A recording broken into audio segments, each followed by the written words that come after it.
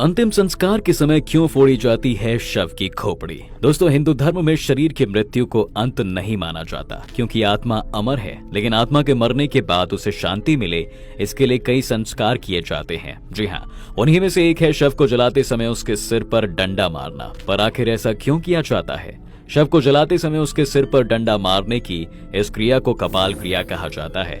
इस क्रिया का हिंदू धर्म शास्त्र गरुड़ पुराण में एक खास महत्व बताया गया है। इस क्रिया में चिता पर जलते हुए शव के सिर पर 3 बार डंडा मारा जाता है और खोपड़ी को पूरी तरह से फोड़कर नष्ट किया जाता है।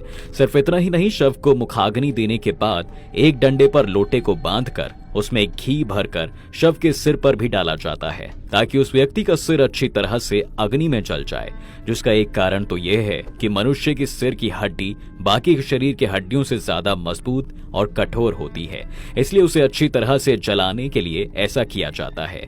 दोस्तों, परंतु गरुड़ पुराण के अनुसार मनुष्य के कपाल को संपूर्ण तरीके से नष्ट करने के कुछ विशेष कारण भी बताए गए हैं, जिसके हिसाब से अगर मृतक की खोपड़ी अगर दाह संस्कार के समय अगर पूरी तरह से ना चले तो अगले जन्म में मृतक के शरीर का विकास ठीक तरह से नहीं हो पाता है।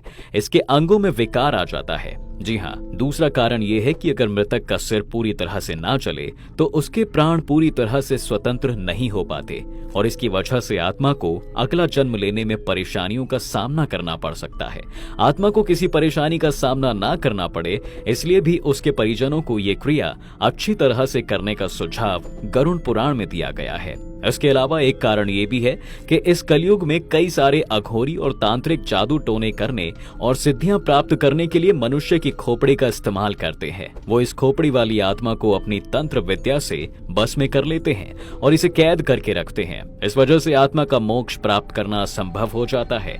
इसलिए इन कृत्यों से आत्मा को बचाने के लिए भी मनुष्य की खोपड़ी को संपूर्ण रूप से नष्ट करना आवश्यक माना गया है। दोस्तों, वैसे मनुष्य के मस्तिष्क में भगवान ब्रह्मा का वास माना जाता है, इसलिए शरीर को संपूर्ण रूप से मुक्ति प्रदान करने के लिए इस कपाल क्रिया को किया जाता है, ताकि मस्तिष्क में मौजूद ब्रह्मरंध्र पंचतत्व का पूर्ण रूप से विलीन हो सके। जी हाँ, इसके अलावा कपाल क्रिया को समझने के लिए हमें शरीर और उससे जुड़ी सभी चक्रों को समझना भी आवश्यक है। मनुष्य शरीर में मूलाधार, स्वाधिष्ठान, मणिपुर, अनाहत, विशुद्धि, आज्ञा और सहस्त्रार नाम के 7 चक्र होते हैं। इन 7 चक्रों में सहस्त्रार चक्र का सीधा सीधा संबंध कपाल क्रिया से माना जाता है। सहस्त्रार मस्तिष्क के एकदम मध्य का भाग का हिस्सा होता है। आसान भाषा में समझे तो ये सिर का वो हिस्सा होता है जहाँ पर चोटी रखी जाती है। यदि व्यक्ति यम नियम का पालन करते हुए शरीर के इस चक्र तक पहुँच गया है तो उसका मतलब ये है कि वो अब एक आनंदमय शरीर में स्थित हो गया है। जी हाँ,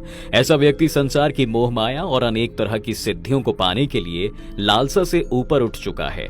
लेकिन शरीर के इस चक्र में जागृत करने के लिए मनुष्य को अत्यंत कठिन तप करना होता है, लगातार ध्यान करना होता है। तप करने के बाद ही व्यक्ति मूलाधार चक्र से शुरू होकर सहस्त्रार चक्र को जागृत करने का सफर पूरा कर सकता है। मनुष्य शरीर की संरचना में सहस्त्रार चक्र के स्थान पर अनेक तरह के विद्युतीय और जैवीय विधियों का संग्रह मिलता है। इसे ही आत्मा के मोक्ष का द्वार भी माना गया है।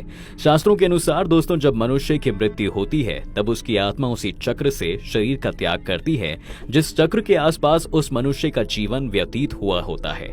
सहस्त्रार चक्र से आत्मा के निवास को मोक्ष प्राप्ति का द्वार माना गया है। सहस्त्रार चक्र से जब आत्मा निकलती है तो वह कभी कभी सिर को फोड़कर बाहर निकलती है, लेकिन इसके साथ ही ये बात भी जरूरी नहीं है कि सातवें चक्र को जागृत कर लेने वाले हर मनुष्य की आत्मा सिर को फोड़कर ही शरीर से बाहर निकले।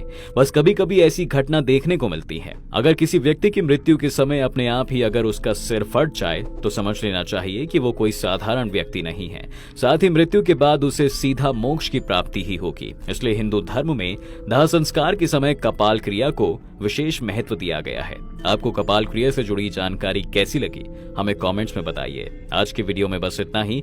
वीडियो को लाइक कीजिए, शेयर कीजिए। आगे और भी ऐसी वीडियोस को देखने के लिए हमारे पेज को अभी फॉलो कीजिए।